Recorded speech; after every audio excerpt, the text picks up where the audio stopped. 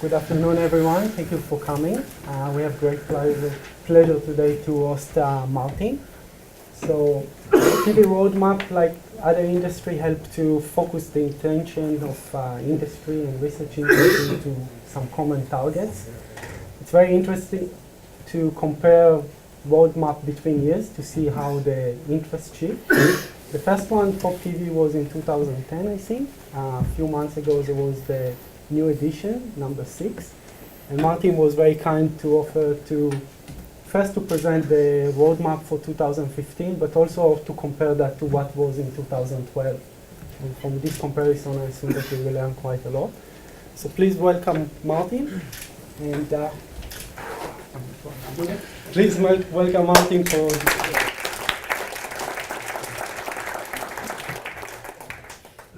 Thank you, Ziv. For those that don't know me, I'm Martin Green, and I'm Director of the Australian Centre for Advanced Photovoltaics, which is a centre that's spread around between 4 other universities in Australia and the CSIRO, supported by ARENA.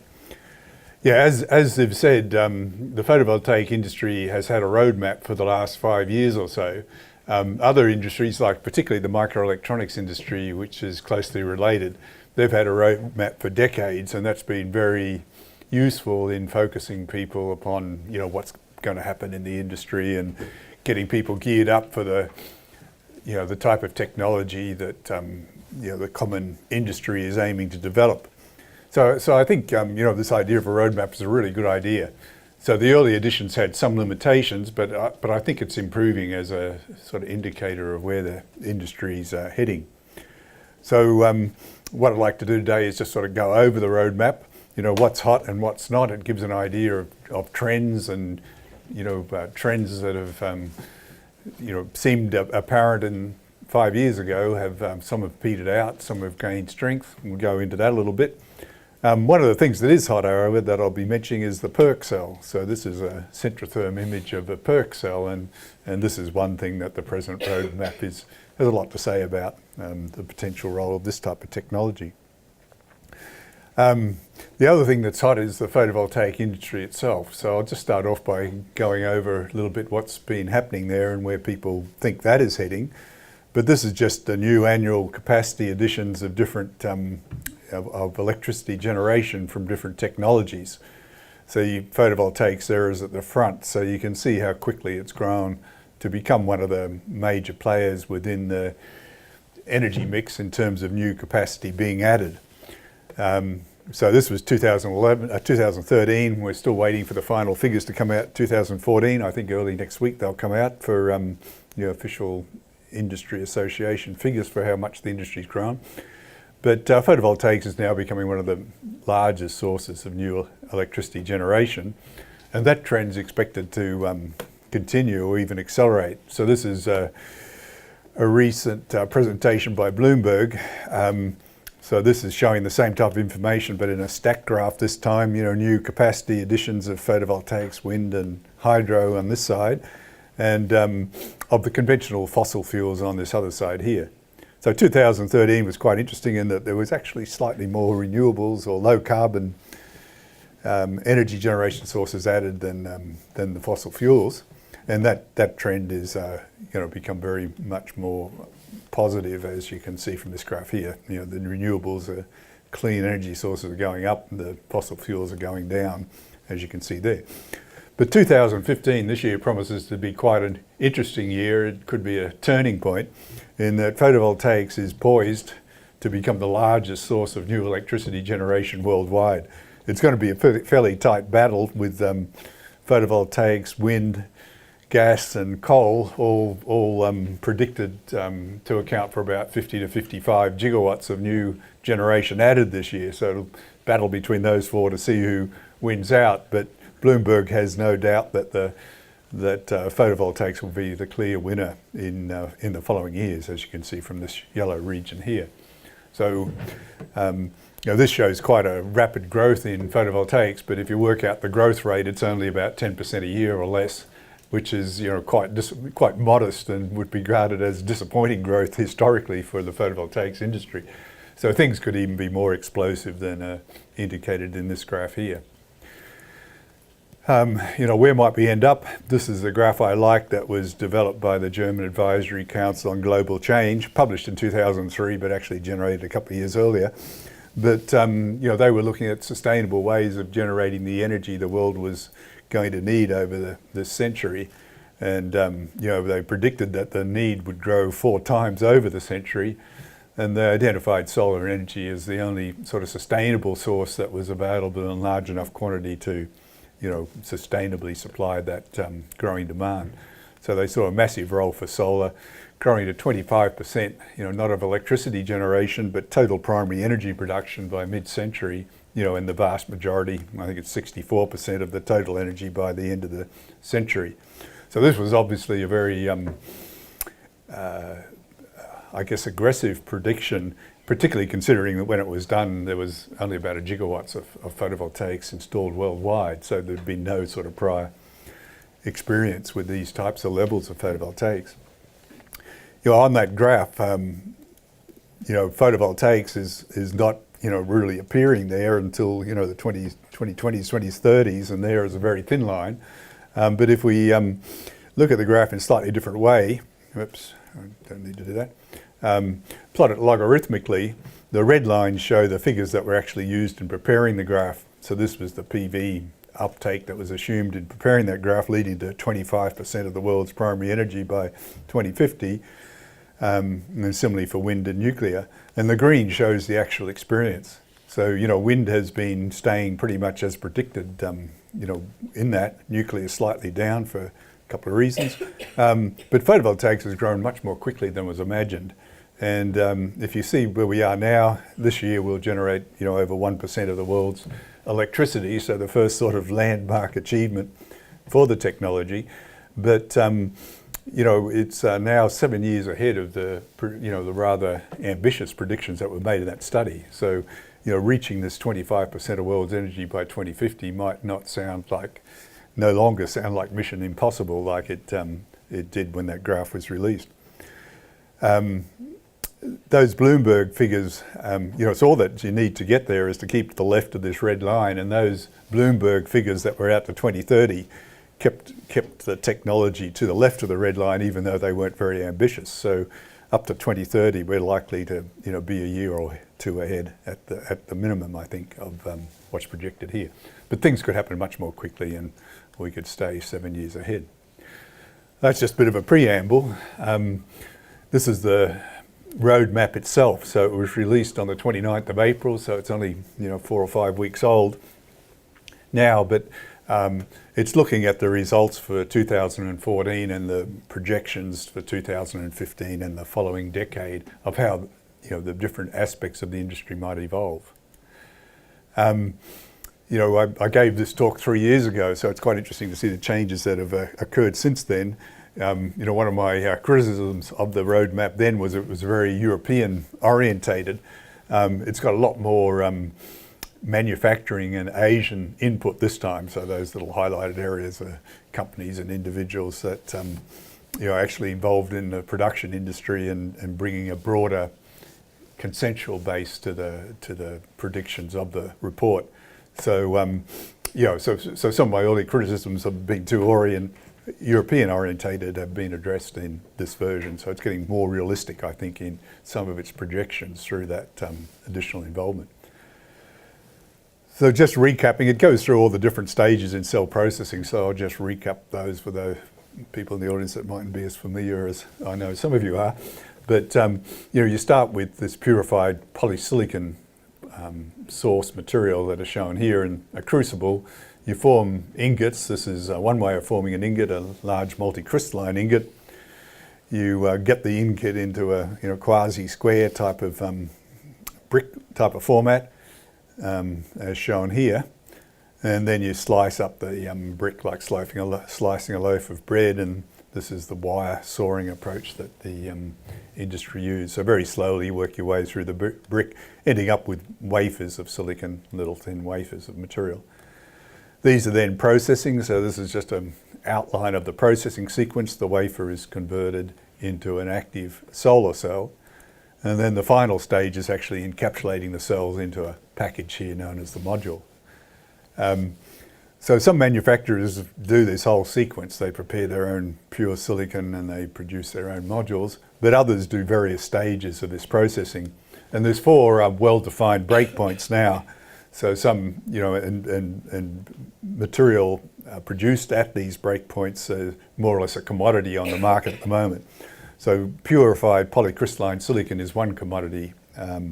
So that's one breakpoint in the manufacturing process where some companies stop. The next breakpoint tends to be this stage here, the wafering. So you actually, there's a market for wafers that are sold individually or sold, as a commodity. Then there's a market for cells, just bare cells, this stage. And then the final stage is the actual module. I guess there's systems as well. So some companies go actually, even further than indicated here. But material produced at all these stages is just about, commodity, so that there's well-developed monitoring of the market metrics for these materials. So this is the spot pricing in US dollars per watt of output assigned to the different materials. So the bottom line shows the polysilicon material, and in this case, it's costed on a watt basis by, price per kilogram of this material is converted. You work out how many kilograms you need to get a watt of solar cells at present manufacturing, and then you end up with this sort of effective price here. I gave my last talk in 2012, and I was talking about these prices of modules about $1 a watt, but you can see there's been quite rapid price reduction, since that time even, and there'd been a quite marked reduction before that period as well. So polysilicon prices have come down quite markedly since I gave my last talk. Wafers similarly, so you use this material to produce the wafers, so the costs are related. Then the cells followed a similar trend, modules similarly as well. So these are very latest figures. The average spot price for a module, multicrystalline module now is less than 60 cents a watt, about 55 cents a watt. The purified silicon component is about 8 or 9 cents of that. The wafers about 20 cents, and the cells are about 30 cents of that 50 to 60 cents that these modules cost in at the wholesale level in volume, etc., etc. So one thing that's changed is the composition of these costs. So back in 2010, back here somewhere or other, I guess it's right at the start of the graph, the 4 different constituents each contributed, more or less equally to that total. So I remember saying each contributed about a quarter to the total costs at one stage. But things have evolved since then. So the actual going from the wafer to the module has become a larger percentage of the total cost. And this is in line with my theory, as you go to larger and larger production volumes, your costs approach those of the raw materials. So you sort of run into fundamental barriers, the cost of the glass and things like that. They're not expected to come down dramatically.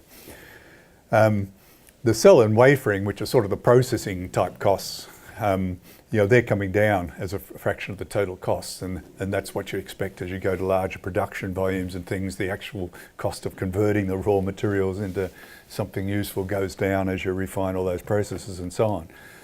So they're down to about 1/6 of the total cost now, and the polysilicon material has come down quite markedly, and that's also contributed to the a lower fraction of the total cost. So this is just a fraction of the cost. The size of the pie has come down as well quite markedly, as you can see from this. Okay, just going through those various processes, the roadmap goes through each of those steps that I outlined before, and just sort of makes its projections about what's going to happen, and it publishes figures such as shown here. I've added some illustrations to them, so they're a little bit barer than what I've shown here in reality. But this shows the way of producing the techniques for producing the solid polysilicon and how they're expected to evolve. The standard way of producing the purified silicon is to take a metallurgical grade of silicon that's fairly cheap, and then you convert it to a volatile compound, and you refine that volatile compound using like fractional distillation and the traditional techniques of the chemical industry. And then you get that purified gas and you precipitate silicon out of it by a sort of a chemical vapor phase deposition onto these silicon rods. So you have a chamber full of these rods here, and the silicon deposits onto them from the gas, and they sort of grow. So this process is known as the Siemens process, and as you can see here, this 2014, what is it, over 80% of the total production of purified silicon was with that Siemens process. What you do then, you get these chunks there, very fine grained polysilicon material, hence the name polysilicon, and they're sort of broken apart into big chunks such as you can see here. So they're broken down again, and those chunks are used for the source material for producing the wafers. You can see that what's expected to happen is another technique is expected to grow over the coming decade, and this is a fluidized bed reactor process shown here. This Siemens process dates to the 1950s, so it was the first successful way of producing pure silicon for the semiconductor industry, and it's sort of been refined and maintained its dominant position. This fluidized bed is also an old process. It was developed in the 1970s, and there's one company that's been operating for 30 years with this particular process, but it hasn't really caught on. The technology is a little bit more difficult, and there's a bit of a barrier to entry into producing the silicon this way. But in this fluidized bed reactor, the gas is sort of bubbled up through this bed of silicon particles, and those little particles grow. So the advantage is you've got much bigger surface area for the deposition, so you can convert the gas to the silicon much more efficiently. So this process requires a lot less energy than this process here is the main technical advantage, which makes it much lower cost inherently. So the industry has been pushing on with this process here, and a number of companies, this company was developed by the microelectronics company and was a huge barrier to sort of broadening the base of manufacturing of the polysilicon. That occurred about 6 or 7 years ago. The other companies got into developed the technology that allowed them to produce the silicon this way. Now the same type of process is going on with this fluidized bed reactor. The companies that have mastered this process are now having a crack at this one here. So there'll be more and more companies entering the market with this fluidized bed material, as suggested here. It produces silicon in the form of little pellets, such as shown here. So the two technologies actually complement each other quite well, because when you stack them in the crucible, as I showed before, if you stack just these big chunks, you have lots of spaces between them. If you stack both, you can have these little pellets sort of filling the spaces, and you get a much denser packing of the silicon material into the crucible. So the two are very complementary. So they both may stay around because there may be a market for both even in the long term because of this packing ability. So that's going to allow the costs of the polysilicon to continue to decrease. So that trend that I showed in that previous graph is going to be driven onwards by this change in technology. Then the next stage is, so here's the poly, you stack it into crucibles, and if you have that little fluidized bed material, you obviously can stack more in there. It fills the little gaps. You then melt this material to produce the ingots. So you produce big blocks like this is one approach. So this produces the multicrystalline material. It produces polycrystalline material, but very large grain sizes in that material. Saw it up into bricks, as I mentioned before.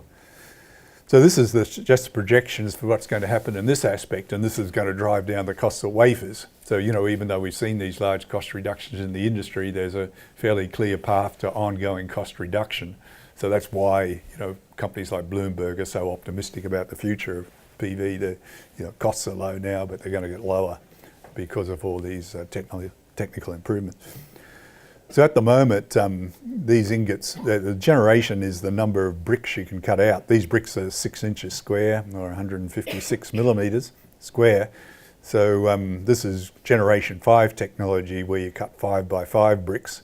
Manufacturers are now using generation 6 or 7, where you cut 6 or 7, larger blocks than this. And they weigh about 800 kilograms. So, quite a substantial brick of material produced. But things are going to grow. So, get over a ton for these bricks, by 2020 for sure, 2019 it's got here. So, and that's been a fairly constant projection for those roadmaps. So, right from the very first one, they said by 2020 you would have ton bricks, and everything seems to be going pretty much on course there. So, as you make these bigger, you can do it more quickly, your consumable costs decrease, you get better quality materials, so there's real benefits in increasing the size of those bricks. So Generation 8 is where the industry is expected to transition, and this is actually a crucible for producing the Generation 8 materials, so you get a better idea of the size. But I think this growth will continue, so what's anticipated here is a bit of a stabilisation after you make the big jump to the Generation 8, but then you'll go to Generation 10 or something or other. So I think that trend will keep continuing, so it provides a mechanism, guaranteed mechanism for reducing the price of wafers. The other approach that should be used is an older approach, been used in the microelectronics industry, since the 1950s. But you actually produce a bath of molten silicon again, but this time you seed it with a seed crystal and you grow this cylindrical ingot of silicon from that molten material. So slowly pull it out. The tide generally goes down in this crucible, so you eventually run out of molten material, and that means you've finished your growth process once you get to that stage. So for photovoltaics now, there's like 150 kilo is a typical weight of one of these ingots, so they're quite massive. I think 8-inch diameter would be a typical type of diameter, but sort of meters in length, and that gives you 150 kilos weight. So somewhat less if you remember the previous slide, we're up to a ton with the bricks. So somewhat lower throughput process in terms of the weight of the ingot you can produce. But again, the roadmap says here, what's it say? A modest technology change, which I don't think is really modest at all. But what the industry is looking at is going to a continuous growth process for that Czochralski silicon. So it's not really a modest change in technology, it's a big leap in technology. But again, the idea is pretty old. So this is a graph from the 1980s, but actually the literature goes back to the 1950s on this type of process. So rather than letting the tide run out on the molten material here, you just sort of replenish it during the growth, so you can grow, like an infinite length ingot in principle by this continuous process. So they're expecting for the ingot growth to double and maybe triple, as this process is introduced. But it could be important for not only because it increases the amount of silicon you can get during a growth run, but it also addresses another problem that you have when you're trying to dope silicon with anything but boron. So there's a big interest in switching to phosphorus doping of the silicon, but the phosphorus has a lower segregation coefficient. So that's generally described by this symbol K here. So when you're growing the crystal from the liquid solution, you get whatever concentration you have in the liquid, you get K times that concentration in your ingot. And K is generally, for most elements it's less than 1. For oxygen it's higher than 1, so you get a different behaviour with oxygen. But for boron and phosphorus and the common dopants, it's less than 1. So you get a higher concentration in this material than in the ingot. So what that means is as you pull this thing out of the melt, the concentration of the dopant in this solution keeps going up and up and up. So that means as the concentration of this goes up, you get K times that concentration in the ingot. So the concentration in the ingot goes up. So you get lightly doped ingots at the starting point here, but by the time you get to the end, you've got a heavily doped ingot, which is not really a problem for boron because the difference isn't enormous, but for phosphorus it's starting to become quite large, and for other dopants even larger. But with this continuous growth process, you have the capability, in principle at least, of adjusting for that. So this just gives a few ideas of how you might do that, having two liquid solutions with different concentrations of dopants in there. So as you pull this out with a concentration C0 of dopants to the material, if you replenish the melt with a source material that has that same concentration, everything should balance out and you should be able to maintain a constant concentration in the ingot. And this is just various ways that have been suggested for doing that. So not only might this process improve the throughput of the material by this process, it may allow dopants that otherwise would be impractical. So phosphorus is just on the verge of being practical because of this issue. but other dopants might become feasible as well. So this is just a summary of K for different values, for different materials. So boron is quite close to 1, which is why it doesn't present any problem. Phosphorus, it's getting down to 0.3, which means you only get a third of the material in the melt incorporated into the ingot. So that can present real problems with light doping at the start, heavy doping at the end. But if you go to the other dopants, like gallium, the boron gives some problems with silicon due to its interaction with oxygen. Phosphorus doesn't have the same problems. Gallium doesn't have the same problems, and it's a p-type dopant like boron. So maybe some of these dopants with lower segregation coefficients can be made practical by for photovoltaics by this type of continuous process. So perhaps gallium can be made practical, although the segregation coefficient is quite low, so it's getting to quite extreme concentration differences that you'd need in techniques like this. Yeah, so it's of interest on a number of reasons, but this is quite a delicate process. So the complication of having extra crucibles and all that type of junk in here, doesn't make it a simple process to incorporate commercially. So I don't think it's a really modest change. It's going to be require a lot of concentration to get that into production successfully. Okay, the next thing they talk about is the thickness of the silicon wafer. So you get these blocks. If I just go back to this one here, with these cylindrical ingots here, what you do is you shave the sides off to make them either square or close to square, just with rounded corners of the square, and then slice it up as before. So the same type of bricking is used with those round ingots as well, so they don't look too much different to this when they get to the soaring stage. So one critical parameter is how much silicon do you need in a solar cell, and that's determined by the wafer thickness. So this is just an expectation of how that might change. So the present thickness is about 180 microns, a fifth of a millimeter is the thickness of the wafer. And this is how the roadmap projects that might change with time. And the green line shows, this is the lowest that is deemed technically feasible at those different points in time. So interestingly, this is one area where the roadmap hasn't been very accurate in its predictive power, in that in the second edition, it predicted 140 microns is where we'd be in 2015, whereas in fact the industry is pretty much where it was when this roadmap was produced. It's at 180 microns still. So the thickness came down very rapidly in the 2009, 2010, 11 era, when there was a shortage of silicon material, but now there's polysilicon's relatively cheap.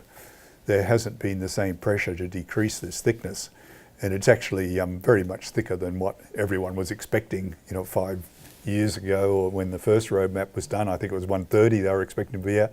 The next two roadmaps had 140, but obviously this roadmap has 140 way out, 7 years out. So not big pressures on the industry to reduce the thickness at the moment, and there's a lot of difficulties with making the wafers thinner. They're more liable to crack and so on.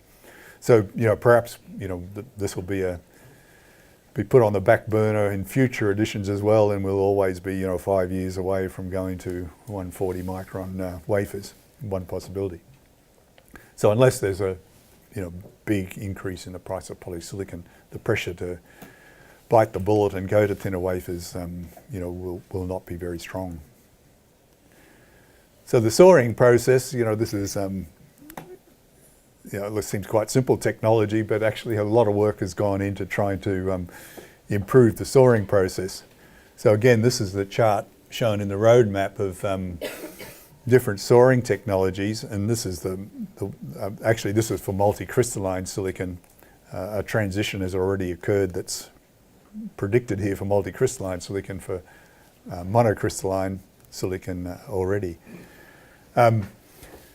So most of the multicrystalline silicon is cut with this process here, where you use a diamond wire to guide an abrasive slurry through the brick, as suggested there. So you just slowly work your way through, but you end up with thousands of wafers at the end of the process. But for monocrystalline silicon, the industry has already made a transition in a large number of cases to this alternative, where the only difference is instead of having a abrasive slurry floating around, your cutting element is actually these diamonds impregnated into the wall. So that's made a big improvement in the costs of producing wafers from monocrystalline silicon, so they're looking to make the same transition with the multi. A little bit more challenging for two reasons. One is that in the multi-crystalline material, because of the cruder solidification process, you tend to have precipitates in the material. And if one of these diamond wires bumps into one of these precipitates, generally hard material like silicon nitride or carbide or something like that, the wire can crack, which leads to mayhem. So that's been one issue. And the other has been these wafers, after soaring, have different surface characteristics, and it's more difficult to texture them effectively for reducing reflection. So that's been the other disincentive in quickly adopting it for multicrystalline silicon. But those issues are expected to disappear, and full advantage of, more advantage of that technology is expected to be taken over the coming 10 years. Already happening for monocrystalline silicon, because those two issues do not appear to the same extent there.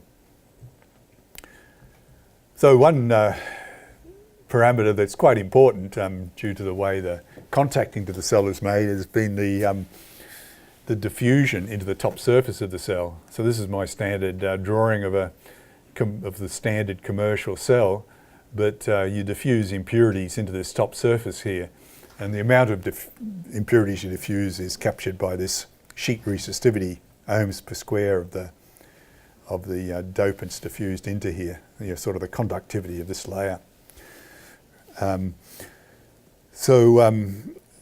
As I guess it's the inverse conductivity. As the technology improves, there's reasons for trying to make that layer less conductive. So you want to increase that sheet resistivity, because the doped material has poorer properties than the pristine silicon material down here. So adding dopants gives you lower quality material than in the undoped regions. So if you can make that as lightly doped, less dopants added, you end up with better cells. So the industry have been successfully implementing higher and higher sheet resistivities. So 90 ohms per square is whereabouts the industry is, and then this transition to 120 ohms per square is anticipated. It's a little bit like the wafering case. So in the second edition, expected to be at the 120 ohms per square already. So it's been something that's been pushed further and further into the distance. Mainly because there's technical issues in making these contacts to this layer as it becomes more lightly doped, but also possibly because although this going to higher resistivities give you a improvement at the cell level, at the module level, the encapsulation can absorb a lot of the photons that give you that advantage, so that in production you mightn't see all the advantage you expect from that change. So both those reasons are probably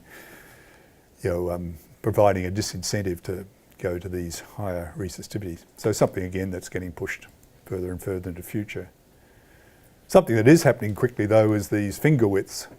So this drawing here was done quite a while ago, and one change I've had to make periodically is decreasing the width of these fingers that are assigned to it. So the spacing between them stayed fairly constant, but the width of these fingers is decreasing, because that obviously gives you higher performance. If you keep that spacing the same and decrease this width, you've got more light coming onto your cell.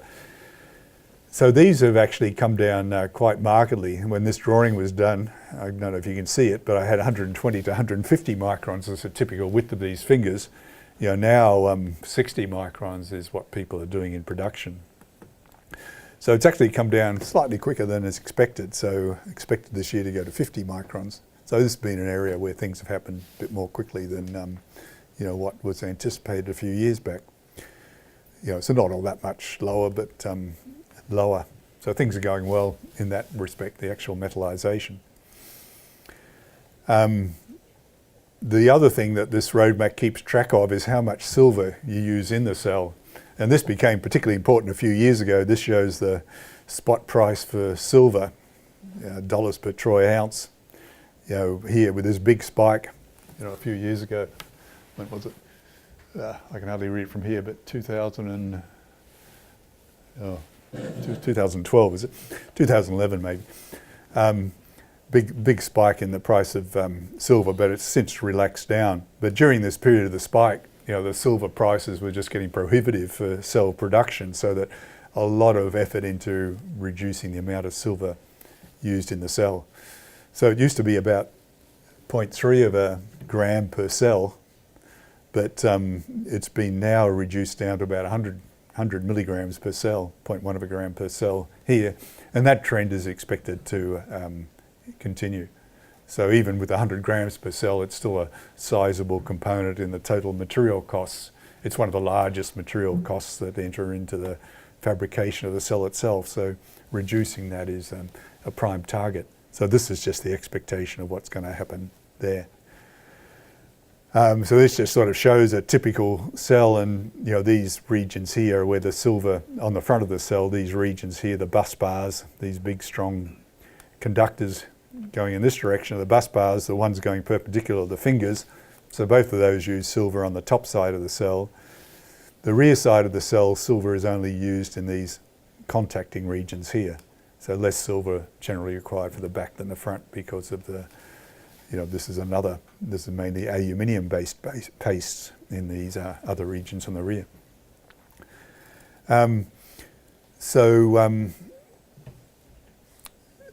So different approaches to reducing the silver. So if you look at the requirement for silver, it turns out if you can reduce this dimension B, the amount of silver that you need in these fingers reduces as B squared. So making B smaller is quite a quite a good strategy for reducing the amount of silver you need in the top of the cell. So the way you can do that is by adding more of these bus bars. So this is a 3 bus bar design, which is more or less the standard now according to the roadmap. So the blue region shows the percentage of production, about 80% is 3 bus bar designs. Some manufacturers are using 4 bus bar designs, and then 5 bus bar designs. The red region is expected to become more popular as time progresses. Simply just to reduce these finger widths and reduce the amount of silver that you need to conduct the carriers over to a bus bar. And then what else have we got there? Yeah, so bus bar less designs, there's some designs where you just have the fingers and then you lay things like meshes over the fingers to make contact to them, so you can get rid of the bus bars altogether, and that is thought to have potential for growth as well in this roadmap. In fact, quite a large percentage of the market 10 years out is expected to be bus barless designs according to the roadmap. Because of the mix of participants in the study, you sometimes get some way out ideas that are perhaps getting exaggerated in their long-term importance because of the composition. Some people from research labs, some are from industry, and so on. What happens when you have a quantitative figure like we had widths of fingers in the previous slide? A median is taken of all the inputs. So you'll have some way out people that'll say you'll be using no silver in 2025, and others saying you'll be using still the same as now. So those outliers are discounted and you just home in on the median value. But with, similarly with things like this, I guess, they just take a median value for the composition, in that type of time scheme. So you do have some way out inputs that are incorporated as a consequence. So this is showing.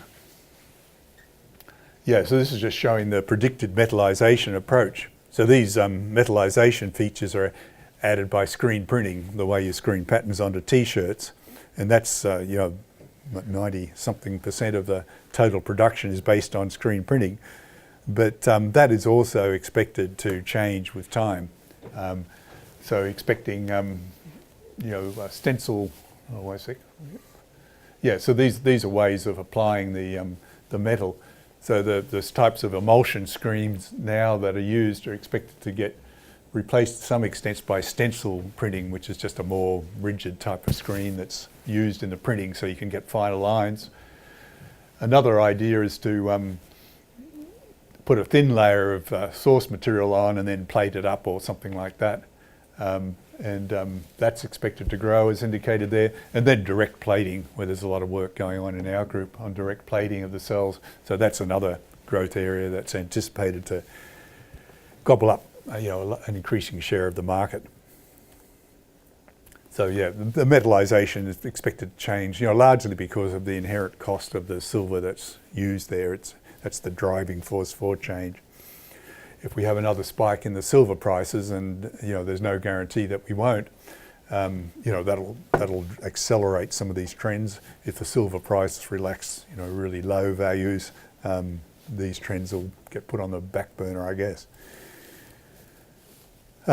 Lead is an issue I'm quite interested in. I'd like photovoltaics to be non-toxic, and lead is the biggest problem with the present modules. There's some lead in the solder, so it's not a huge amount, but it needs exemption from legislation such as that on restriction on hazardous substances in the European Union. You need a special dispensation for solar panels because of the lead that is in the paste of the silicon panels. So, the roadmap anticipates that lead-free solders will be increasingly used. Conductive adhesives is the other option. So rather than using solders to connect the cells, it becomes a bit of a problem, particularly if the wafers become thinner and less able to handle the thermal stresses involved.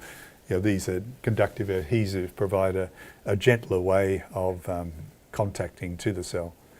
So lead is expected to disappear from the modules. The exemption on solar modules is expected to continue because some manufacturers are using, like cadmium telluride in their modules and or cadmium sulfide, so that the amount of lead in the silicon module is peanuts compared to the issues with the cadmium in alternative technologies. So not a big incentive to change when you're competing on the market with modules that are 50% cadmium based. This is quite an interesting one. So, one issue that is exercising the industry, and manufacturers are worried about this as well because it'll determine the way their equipment development will have to occur. So a lot of people are interested in this issue. What type of wafer is likely to dominate, particularly what type of polarity. So this shows the present composition of the industry. 2014 is based on the facts, so 2015 is a extrapolation. So a reasonable part of the industry, well, the main part of the industry is these two colours here, which I tend to think of as the same thing. It's P-type multicrystalline silicon, so that big ingot casting approach I mentioned before, or high performance multicrystalline silicon. So I'd just regard that as upper grades of this material rather than as a separate category, but the market is treating them as separate categories, so that's why they're appearing that way in the roadmap. So they provide 65-70% of the total market at the moment. The rest is P-type monocrystalline silicon, that Szykrowski process that produces the ingots as before, and then there's a small percentage of the market serviced by N-type monocrystalline silicon. So I mentioned before, there's some issues with producing phosphorus-doped ingots. So these N-type wafers are phosphorus-doped, but there's some issues with maintaining a constant doping level in that ingot. So it's not all plain sailing with that those mono ingots. This is the way the roadmap anticipate things will develop. So the high purity grade of the multi-crystalline silicon will take over, or high performance grade, as you might expect. So it's not really high purity. I guess it is high purity in some aspects, but high performance is what the HP stands for. There's another category of silicon, mono-like, and I'll talk a little bit more about that in a moment, but it was expected in the roadmap I presented last time, it was expected to dominate the industry over this type of time frame, but now it's a much smaller role has been assigned. So it's sort of one noticeable change from the version of the roadmap that I presented last time, the role of mono. And I'll talk a little bit more about that in a second because I find it quite interesting. And then other ribbon, kerfless and so on are expected to have a minor role. So this transition from, the main transition is occurring in the monocrystalline material from P-type to N-type. So whether that's going to occur or not, it may depend on whether that continuous Szykrowski process gets widely adopted or not. That may be key to whether that transition occurs. A little bit about the mono, this mono-like multicrystalline silicon. So it's a process that essentially uses that crude casting method, but uses a seed layer at the bottom to grow the ingots. This is just a recent paper, your latest issue of SolMat, Solar Energy Materials and Solar Cells by a group based in China. And Darren Yang, I mentioned last time, is doing some good work with this mono-like material. But this shows one of those big ingots. So this is like a 600 or 800. Looks like a generation 5 ingot, so it's probably a 600 kilogram ingot of material. And in the mono-like process, so this is, this was originally molten silicon and you solidify it from the bottom up. So in this mono-like process, you put silicon seed wafers at the bottom. So these are little seed wafers of silicon made by that Szykrowski technique. And you can see, this is one seed wafer, this is another one here. But the problem with the mono, which has prevented its use, is that where you get this joining of the seed, you get high densities of dislocations that sort of increase as you go through the material, as suggested here. So you can produce quite good material in this region. The colours are showing the quality. Red is bad and blue is good. Yellow is intermediate. So you can produce quite good quality material in this region, but by the time you get to the top of the ingot, you've got these dislocations sort of running away and you get quite bad material at the top. So you're getting a big difference in quality across the ingot, and that's probably the reason that the technology hasn't taken off at the rate that was expected. But that paper that I mentioned did something quite simple. They just used slightly different orientations for these seed layers, so that rather than have them all the same orientation and trying to match this crystallinity of this region up with the crystallinity of the region above here with that above this region. These are just photographs that have been joined, so that's why there's these little joining marks here. That's really good quality material right across there.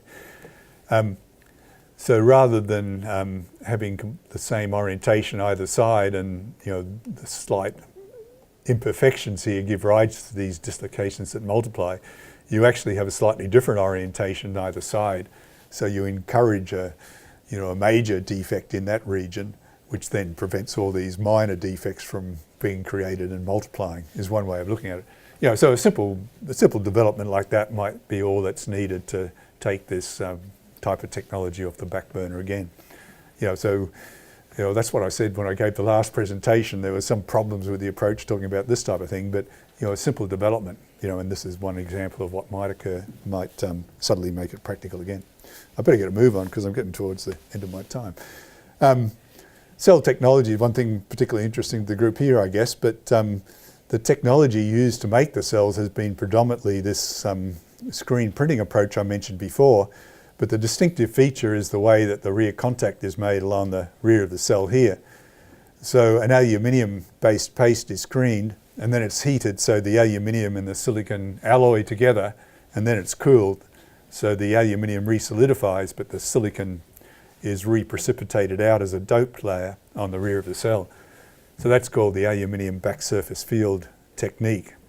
So that's been the dominant technology used commercially, as shown here. But what's expected to happen is a big change over the coming 10 years. So it's starting to happen now. It started in earnest last year, but expected to accelerate. A change to the type of technology that was first developed here at the Uni of New South Wales, to this passivated emitter and rear cell, where you do some fancy things to the rear of the cell to improve its performance. So it's expected to have 10% of production this year. The orange and the grey region show very similar technologies, slight variations between them, but both UNSW developed technologies. Expected to have over 10% of the market this year, so 1 panel in 10 being manufactured now is probably going to use US technology this year. But by the end of the 10-year period, expected to be the dominant commercial technology. The other one shown here are two other high performance technologies. So one is the Sanyo or Panasonic technology, where you use amorphous silicon layers to passivate the surface. That's the HIT cell or heterojunction cell approach. It's the red region. So it's expected to have a growing market share, small market share at the moment, expected to grow, but not at the same rate of the pearl. And then the other is the rear junction approach pioneered by Stanford University and SunPower, which is expected to be able to take advantage of N-type wafers. So both of these technologies are N-type wafer-based ones.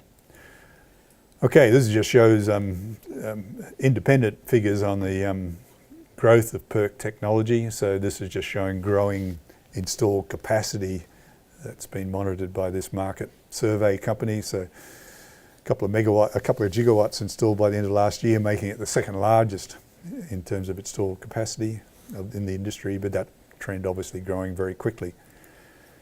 So new production capacity, last year the majority of new capacity, according to the same company, was PERC-based technology and expected to dominate over the coming years, with a smaller role for the other high-performance approaches shown there.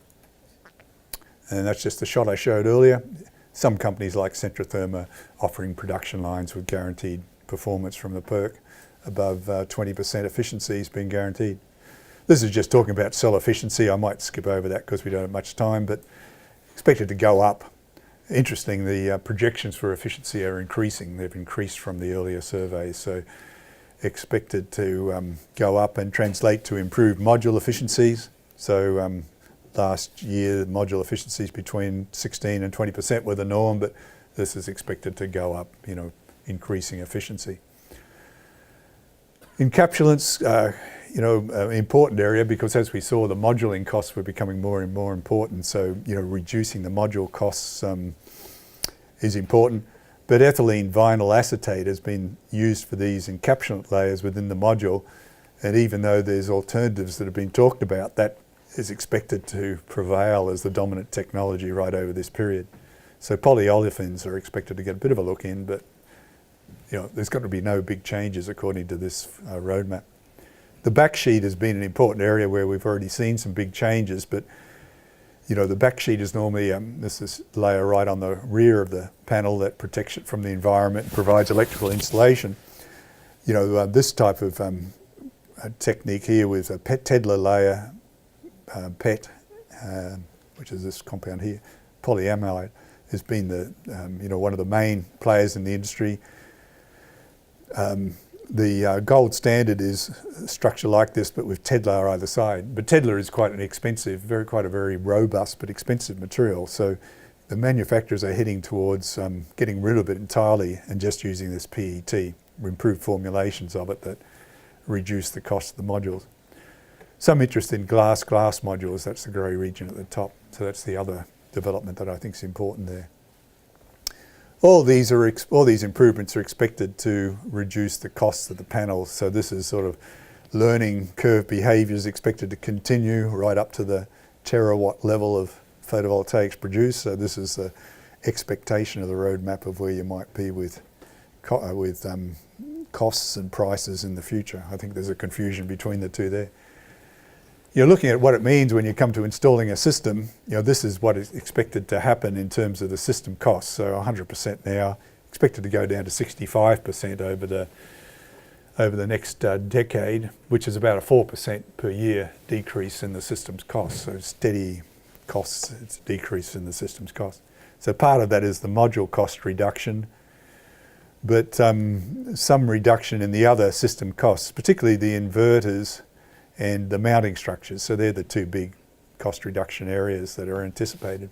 So, but overall cost reduction, although the balance of systems costs, these ones here will become an increasing part of the overall cost as time goes on.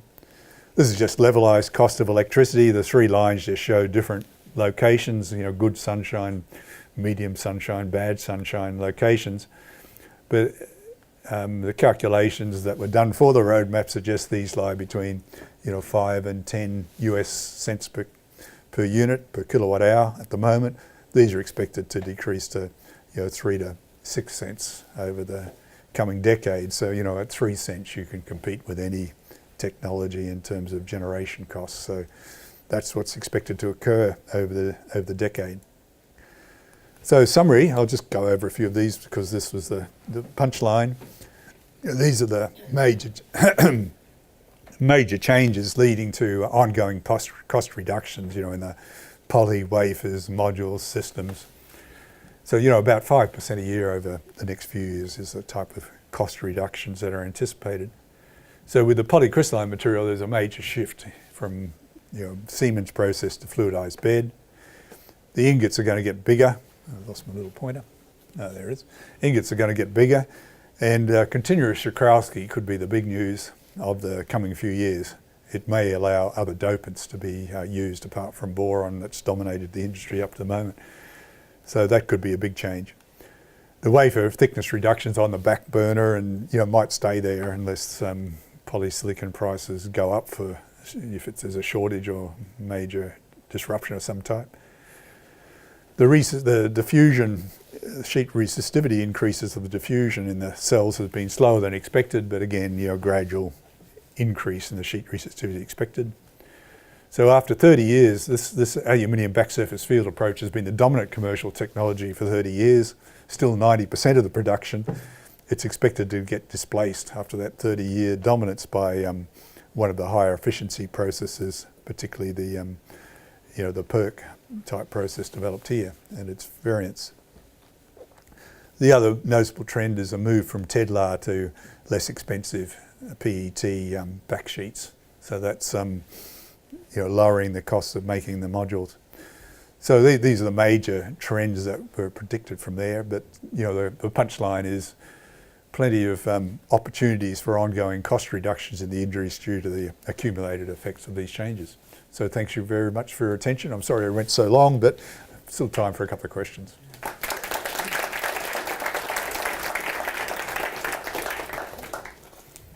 So we have time maybe for 2 questions, just because we have class after us. David? Martin, great talk. You've concentrated on, obviously, silicon. Does the report cover other technologies? No, but I think there was one slide that sort of captures my view on those technologies. It was the odd one out there. Oh, this one here. Oh no. I did incorporate, I've got a slide like that has the market share of different technologies, but the expectation, like the thin films have about 8% market share now, so they're expected to grow, but the market share is expected to reduce. So I've seen projections where it's down to 6 or 7% by 2020. So there's nothing on the horizon that suggests there's going to be a sudden surge in thin film product on the market. So by thin film you mean organic PVs and other? Yeah, well, cadmium telluride and CIGS, like amorphous silicon, is going backwards, so it's expected to disappear over the next few years as a commercial product.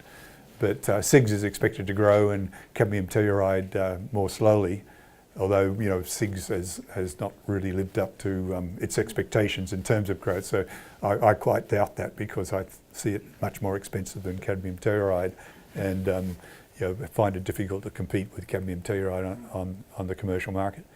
So so a diminishing share for non-silicon technologies is the expectation. There was something interesting in this slide here, though. The little purple region at the top is something that I've been pushing for, and that's silicon tandem cells. But this is, I think, captures some of the unrealistic expectations that can get included into the roadmap, in that at least one participant thought that could be brought onto the market in 2019.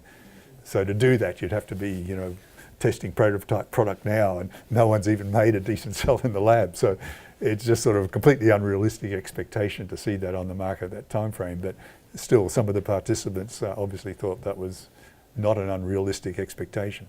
Can I ask what's the structure? Silicon? Well, the only one that looks interesting at the moment, I think, is the perovskite. So the gallium arsenide and all the others are looking a little bit too far in the future and a little bit too expensive. So I think the perovskite's the only real opportunity out there, and it's got problems at about 10 different levels, but stability, moisture sensitivity is the main one at the moment. So matching it with a very reliable silicon product might make much commercial sense.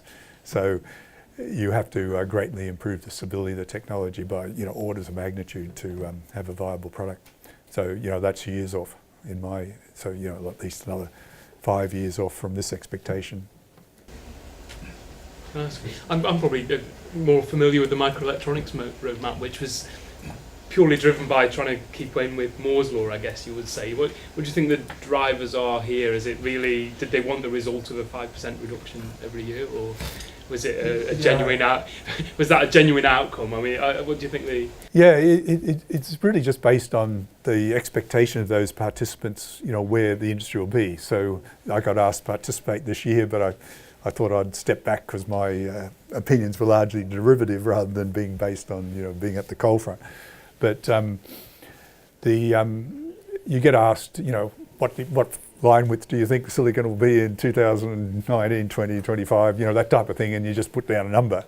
So it's just driven by the consensus between informed observers as to where the industry might be. So there's not an overall strategy driving the industry, but I guess cost reduction is the one that's in the back of everyone's mind. We've got to lower costs to be competitive, and everyone's trying to lower costs. It's interesting to think about the differences between, because the roadmap for microelectronics works really well actually, and it's hugely influential, but it is very much driven by that. We've got to meet Moore's law, otherwise the industry dies, right? So it's interesting to think about the similarities and the differences. Yeah. So I think with like the metallization line width and that kind of thing, that's been similar to microelectronics.